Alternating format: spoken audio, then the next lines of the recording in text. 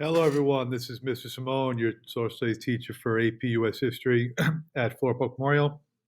Very quick, brief lesson on Andrew Jackson and the bank war. So, if you remember in class today, we learned about his position on the tariff and how he wanted to force the South to pay the tariff.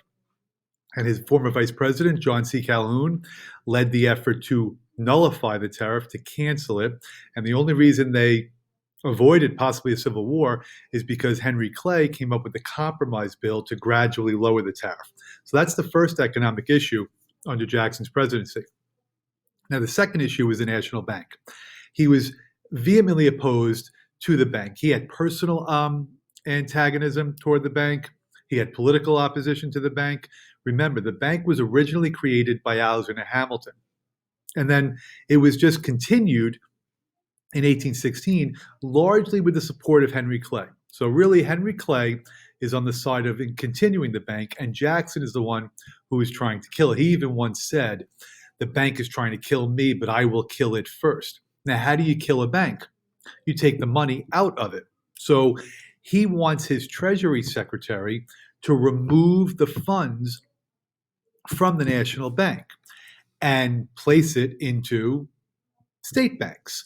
But his Treasury Secretary won't do it. So then he fires him. And now he's got a second Treasury Secretary, and he won't do it either. So he fires him.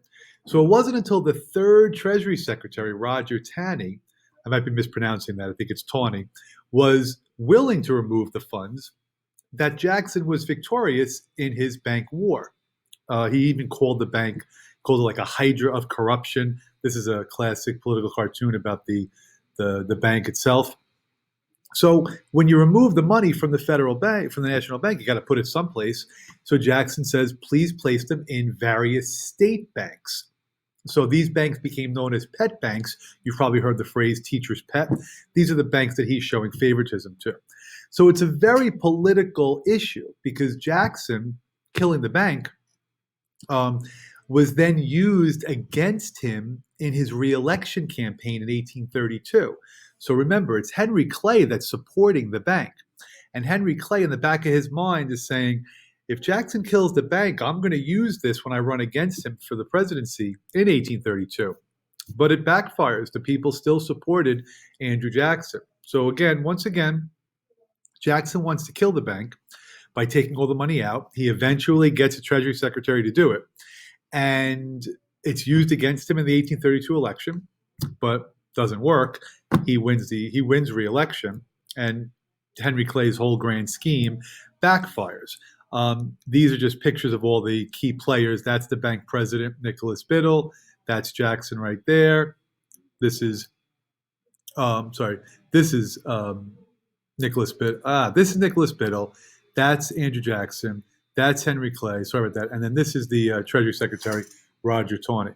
So the bank war is also a bit of a contradiction for Jackson, because when I taught you about the tariff, he was really on the side of the federal government. Remember, he wanted to make them pay the tariff. But now it's like he's starting with the states on the bank issue. So that's why it's very difficult to pinpoint Andrew Jackson's views on the states' rights versus federal government's power.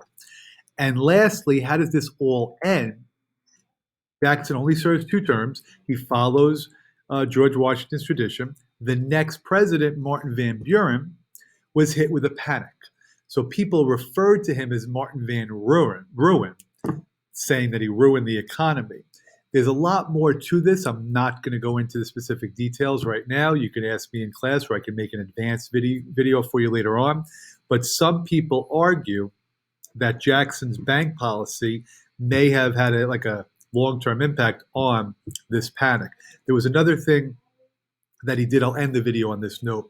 It was called his specie circular plan. So what Jackson did is he said, if you want to buy land, you can no longer take out, loans, that you have to pay for things in gold and silver.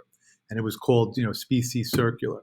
And some people think that that really led to a huge economic crisis in the country. So I told you to keep it quick, brief. As long as you're familiar with the bank war, you should be good. And I'll see you guys in class tomorrow. Thanks. Take care.